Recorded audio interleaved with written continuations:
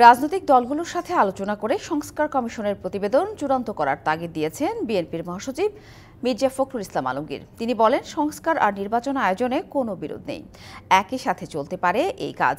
সকালে শহীদ রাষ্ট্রপতি জিয়াউর রহমানের ৮৯তম জন্মদিনে তার কবরে শ্রদ্ধা নিবেদন শেষে তিনি এই কথা বলেন।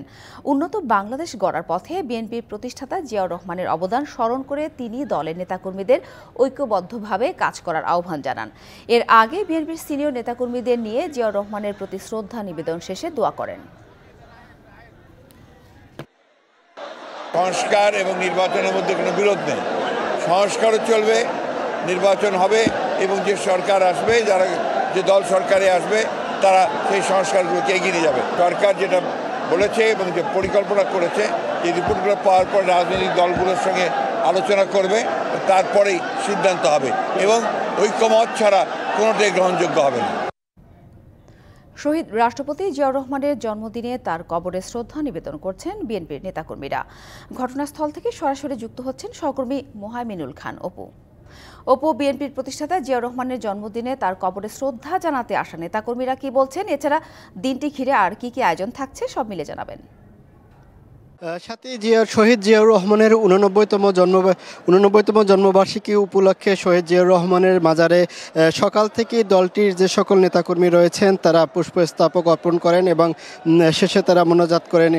সকাল 11টার দিকে বিএনপির মহাসচিব মির্জা ফখরুল ইসলাম আলমগীর আসেন, ফুলের শ্রদ্ধা নিবেদন শেষে মোনাজাত করেন এবং তখন তিনি গণমাধ্যম কর্মীদের সাথে কথা বলেন।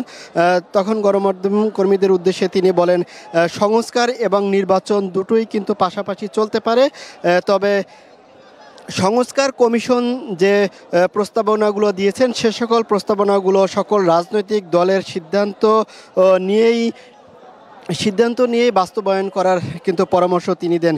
এছাড়া সকাল থেকে এখানে বিএনপির যে সকল নেতাকর্মীরা রয়েছেন, ছাত্রদল, যুবদল, স্বেচ্ছাসেবক দল সহ সকল ওয়ার্ড পর্যায়ের নেতাকর্মীরা এখানে ফুল দিয়ে শ্রদ্ধা নিবেদন করেন। তাদের সাথে আমাদের কথা হয়েছে, তারা যেটি বলছেন যে জিয়াউর রহমানের আদর্শ ধারণ করে উন্নত বাংলাদেশ নির্মাণে তিনি যে স্বপ্ন দেখেছিলেন সেই স্বপ্ন বাস্তবায়নে সামনে যে আসন্ন নির্বাচন, সেই নির্বাচনে জনগণকে সাথে নিয়ে তারা যদি বিজয়ী হতে পারেন সেক্ষেত্রে তারা 25 বছরের ওয়ারেন্টিযুক্ত দীর্ঘস্থায়ী দরজা প্রোটেক্টর, আধুনিক ও মজবুত দরজা, সেই উন্নয়নের স্বপ্ন পূরণে কাজ করে যাবেন। পাশাপাশি সকল দলের নেতাকর্মীদের উদ্দেশ্যে মহাসচিব কিন্তু বলেছেন যে এই মুহূর্তে কোনো ভেদাভেদ না করে সকল নেতাকর্মীদের কিন্তু তিনি ঐক্যবদ্ধভাবে কাজ করতে বলেছেন।